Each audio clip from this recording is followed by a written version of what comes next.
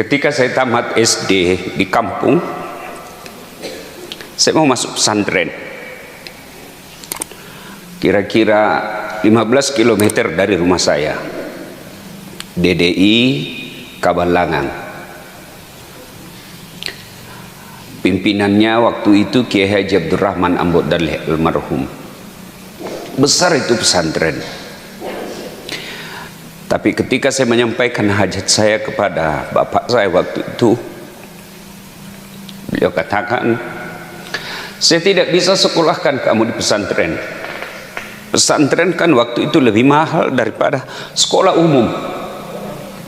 Pesantren harus bayar biaya pondok, asrama, uang makan, cuci pakaian dan lain sebagainya. Sementara sekolah umum cukup bayar OSIS, BP3, uang pramuka. Ya kurang lebih 2 kali lipat lah sekolah pesantren dari sekolah umum. Saya protes waktu itu. Saya bukan mau beli motor, saya mau sekolah agama. Bapak saya bilang, saya tahu, tapi saya tidak bisa sekolahkan kamu. Saya ngadu kepada Allah, saya protes kepada Allah.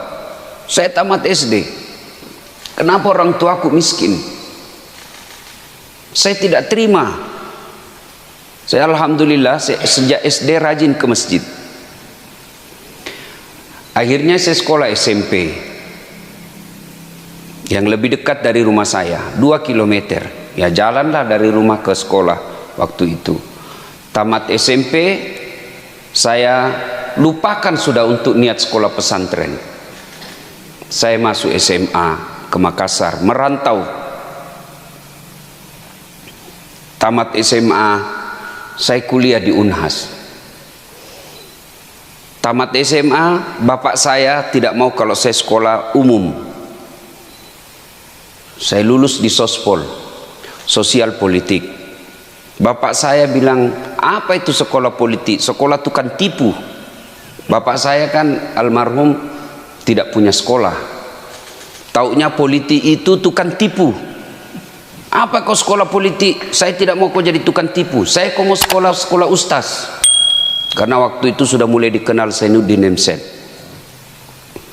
Saya daftarlah di IAIN Alauddin, Institut Agama Islam Negeri, yang sekarang menjadi UIN.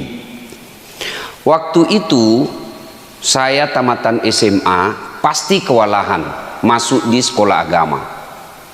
Maka saya mengambil jurusan, niat saya mau masuk di jurusan pendidikan agama dengan niat jadi guru agama, fakultas tarbiyah kalau pendidikan agama. Takdir Allah, waktu itu belum pakai komputer orang daftar, pakai pensil. Yang saya lingkari peradilan agama. Jauh sekali itu kan, pendidikan agama dengan peradilan agama. Pendidikan agama di tarbiyah, peradilan agama di syariah. Lulus saya. Wah, kewalahan saya di dalam. Saya merahasiakan kuliah di Unhas, karena bapak saya tidak mau kalau saya sekolah di Unhas 3 semester. Saya rahasiakan kalau saya kuliah rangkap. Ketahuan juga, marah bapak saya. Mana bisa kau sekolah 2? 1 aja orang setengah mati, apalagi 2 tempat kuliahmu, tidak mungkin. Saya bilang, kasih saya waktu. Dengan izin Allah bisa selesai dua-duanya. Selesai di Unhas cepat, 3 tahun 8 bulan. Bahkan saya masuk golongan wisudawan terbaik, 3 tahun 8 bulan. Di IAIN saya selesai 7 tahun dengan IP 2,1. Dosen saya waktu itu, pembimbing saya namanya Ibu Nur Huda Nur. Nah itu pembimbing skrip saya. Dia bilang, capek sudah saya lihat mukamu, 7 tahun kuliah. Teman saya sudah pada selesai, saya masih babak belur. Untung nggak di DO ya. Saya sudah mau di DO waktu itu Pak Kiai. Sudah dikasih surat mau DO. Sama dekan saya namanya almarhum Profesor Dr. Basok Midong, ahli hadis. Mau dikasihlah saya surat DO. Masuklah saya di kamar dekan. Dilihat, Dasat Latif Bukan kamu yang selalu menulis di harian Fajar.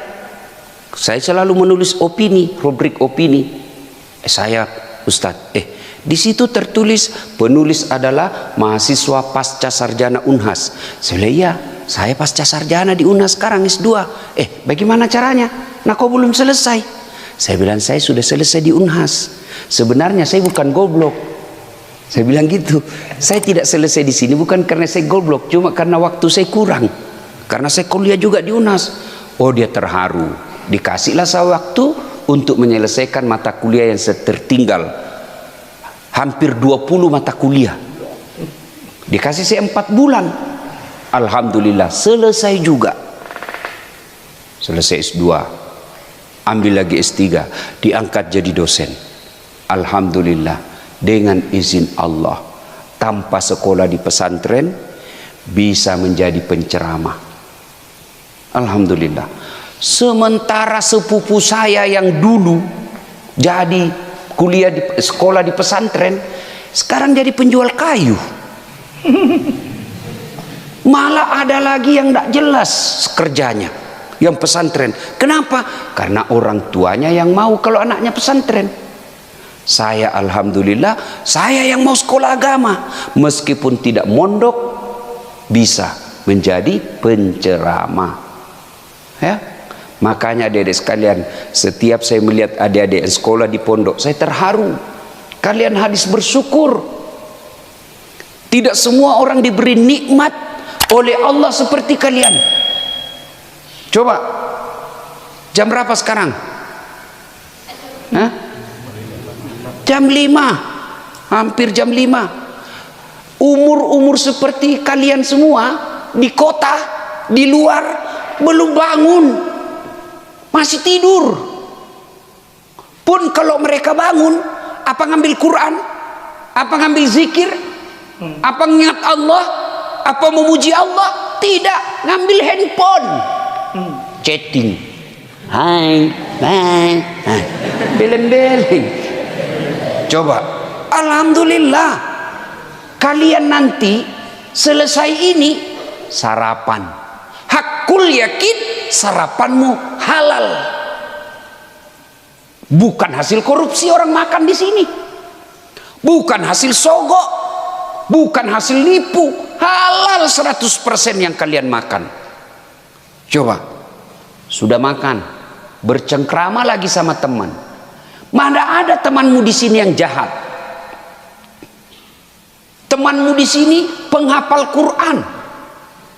Temanmu di sini belajar agama.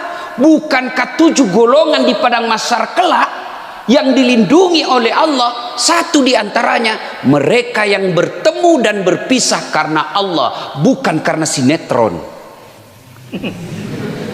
Bukan berpisah dan bertemu karena sepak bola.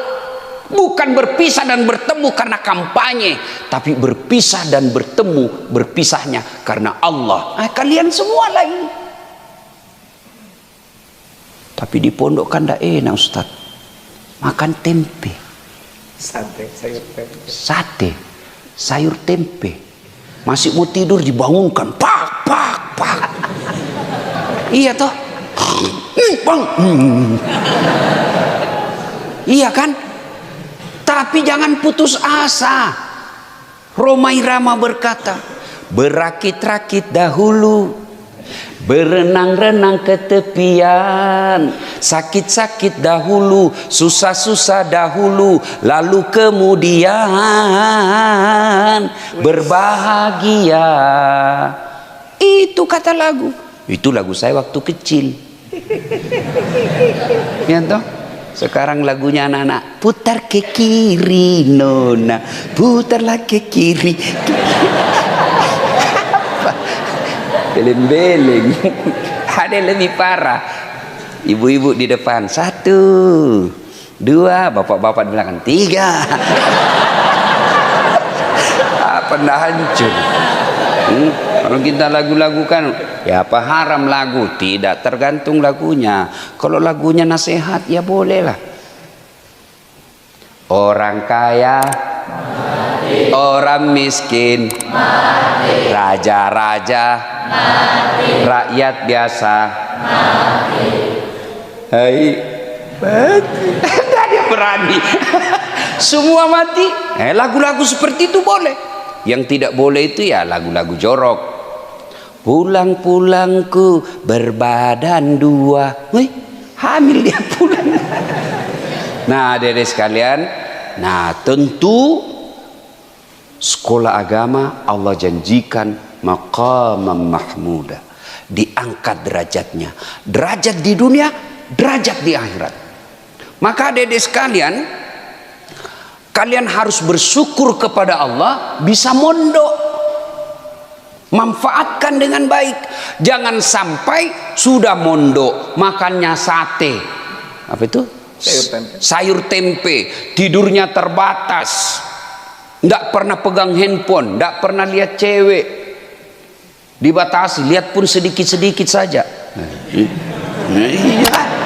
Iya toh. Kalau kalian sudah tidak serius pula sekolah, tidak menguasai kitab, lalu apa yang kalian mau banggakan ke luar nanti?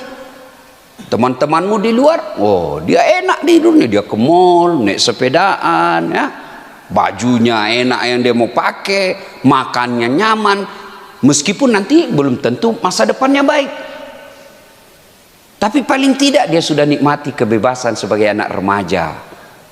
Tapi kalau kalian sudah di sini, di pondok sini, lalu keluar tidak menguasai kitab, waduh, orang akan jadikan contoh. Ngapain kau sekolah pesantren itu? 6 tahun sekolah di pesantren, pengangguran. Jadi angkat marwah ini pesantren. Saya anak santri, saya pemimpin masa depan, saya santri, saya pengusaha masa depan, saya santri, saya jadi ulama masa depan. Itu.